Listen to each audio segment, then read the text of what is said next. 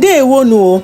Gender-based violence, verbal abuse, emotional abuse, and physical abuse are things that must be stopped in our society. Join me as we see how this family of a set of abusive men met their match in their new wife. In the land of Uyomba stood an ancient compound that had seen generations come and go. This was the home of the Ikemba family, a lineage known for their wealth, influence, and unfortunately, their notorious reputation for intimidating the women who married into their fold. The men of the Ikemba family had long held sway over their wives, exercising their dominance in ways that were both overt and insidious.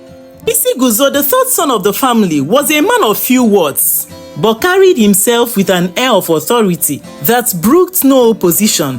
His brothers Nnamdi, Chibuzo, and Ekene were not different from him, each very intimidating and charismatic.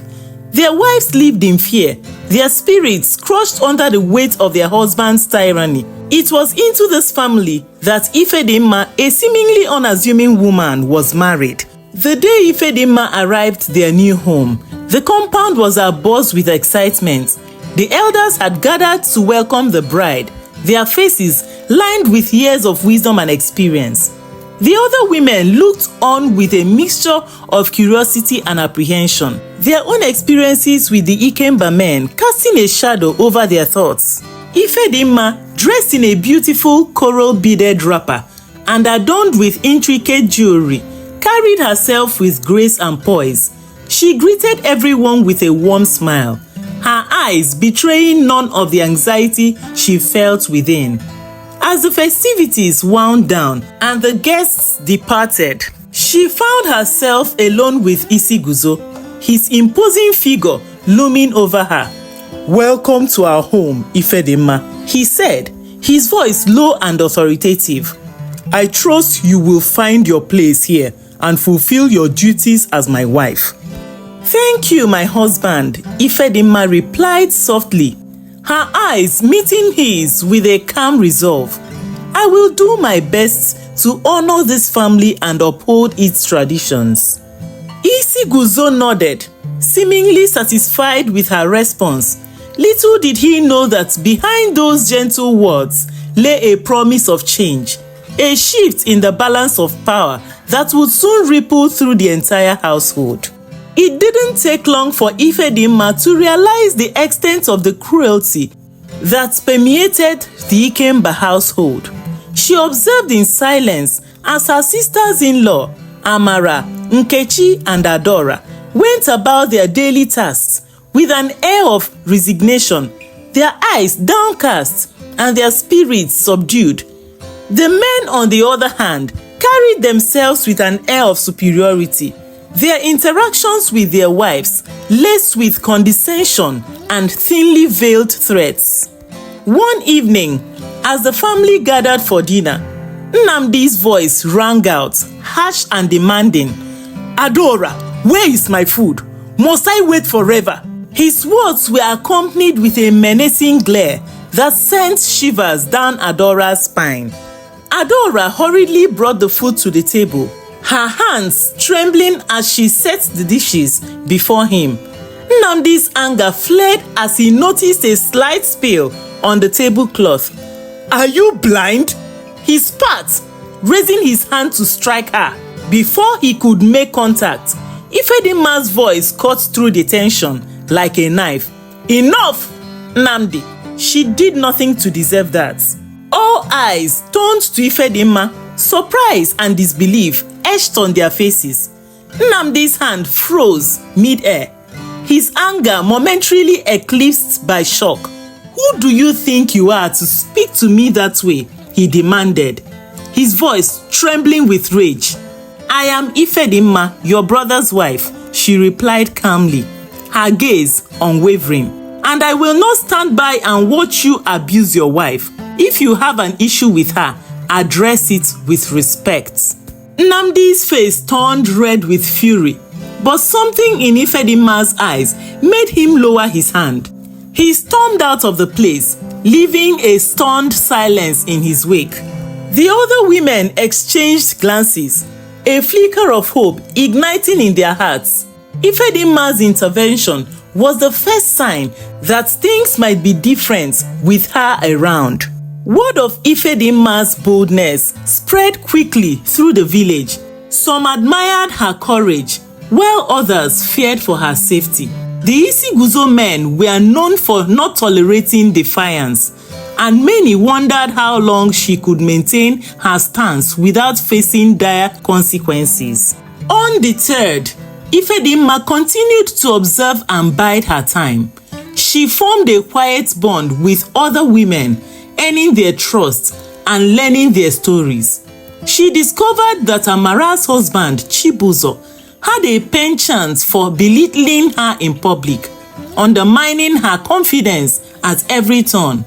Nkechi's husband, Ekene, was even worse, often resorting to physical violence when he felt slighted. One afternoon, as Ifedimma and Nkechi were tending to the garden, Nkechi's eyes filled with tears as she recounted another brutal encounter with Ekene. "I don't know what to do, Ifedimma. I am trapped. If I try to leave, he'll find me, and if I stay, I don't know how much more I can endure." Ifedimma placed a comforting hand on Nkechi's shoulder. "You don't have to endure it any longer, Nkechi. We will find a way to stop this. You deserve to live without fear." "But how?" Nkechi asked, her voice tinged with desperation. "He's too powerful. The whole family will side with him. If we stand together, they won't have a choice," Ifedimma replied, her voice firm with conviction. "Trust me, Nkechi, justice will prevail." The turning point came one evening when Chibuzo's verbal abuse of Amara reached a boiling point. They were gathered in the family courtyard, the air thick with tension as Chibuzo berated Amara for what he perceived as a slight. "You are useless, Amara. How many times must I tell you to do things properly?" His words were laced with venom, his face contorted with rage. Amara stood silently, tears streaming down her face, her shoulders hunched in defeat. The other women watched helplessly, their hearts aching for her. Ifedimma had seen enough. She stepped forward, her voice steady and commanding. "Chibuzo, that is enough. You will not speak to her that way." Chibuzo turned to her, his eyes narrowing. "And what will you do if I don't? You think you can stop me?" "I know I can," Ifedimma replied, her eyes blazing with determination. "If you lay another hand on her, you will answer to me." Chibuzo laughed, a cruel mocking sound. "You, a mere woman, are you delusional?" In a flash, Ifedimma moved, her hand struck with a precision that left Chibuzo staggering. He fell to the ground, clutching his jaw, his eyes wide with shock. "You will learn to respect your wife," Ifedimma said, her voice low and fierce. "If you don't, you will face the consequences." The other women gasped, their eyes wide with astonishment and admiration.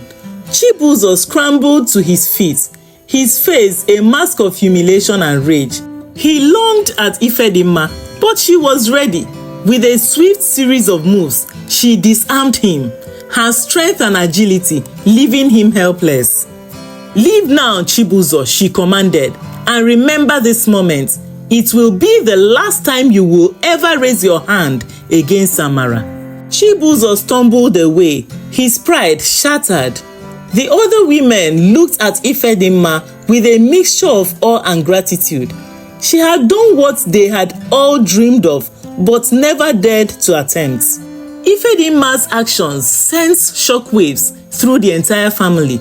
The men, once confident in their control, now found themselves facing an unexpected challenge. Isiguzo, while outwardly supportive of his brothers, began to see his wife in a new light. Her courage and determination stirred something within him, a realization that perhaps the old ways were not the only ways. The other women, emboldened by Ifedimma's example, began to find their voices. They supported each other, sharing their experiences and standing up to their husbands' abuses. The compound, once a place of fear and oppression, began to change. One by one, the men faced Ifedimma's retribution. Nnamdi, who had once terrorized Adaora with his temper, found himself at the receiving end of Ifedimma's wrath when Adaora confided in her about his last outburst. Ekene, who had always believed his physical strength made him invincible, learned the hard way that Ifedimma's resolve was far stronger. With each confrontation, the men grew more weary, their arrogance giving way to caution. They began to see their wives not as objects to be controlled, but as partners deserving of respect and love. The shift was slow, but it was undeniable. Isi Guzo watched these changes with a mixture of pride and apprehension. He had always believed in the strength of his family, but Ifedimma's influence was something he had not anticipated. She had brought a new kind of strength, one that was rooted in justice and compassion. One evening, as they sat together in their private quarters, Isi Guzo spoke to Ifedimma, his voice filled with a rare vulnerability. "You have changed this family, Ifedimma. I see it in the way my brothers treat their wives now. You have brought something new, something powerful." Ifedimma looked at him, her eyes softening. "I only did what needed to be done, Isi Guzo. Everyone deserves to live with dignity and respect. Your brothers needed to learn that, and I have learned it too," Isi Guzo admitted, his gaze steady. "You have shown me that strength is not just about power, but about protecting those we love. I want to be a better man for you and for our family." Ifedimma reached out and took his hand, a smile playing on her lips. "Together, we can create a home where love and respect are the foundations. It won't be easy, but I believe we can do it." The transformation of the Isi Guzo household did not happen overnight, but it was steady and undeniable. The men learned to communicate with their wives, to treat them as equals and partners. The women, once subdued and fearful, found their voices and their strength. Ifedimma's role as the guardian of justice became a cornerstone for the family's new identity. She was not just a wife, but a leader, a beacon of hope for all who lived in the compound. Her influence extended beyond the family, inspiring other women in the village to stand up for themselves and demand respect. Thank you for watching. What do you think about women like Ifedimma? Please let us know your thoughts in the comment section. Do you think she went about justice the right way? Or would you prefer she did it differently? Please let us know. If you like this story, please encourage me by clicking on the like button. Also, I would want to ask you for a favor. Could you please subscribe to this channel and turn on the notification bell to know whenever our videos come up? Thank you already, as I believe I'm getting this favor from you. I wish you the best in all you do. Remain blessed and see you in the next video.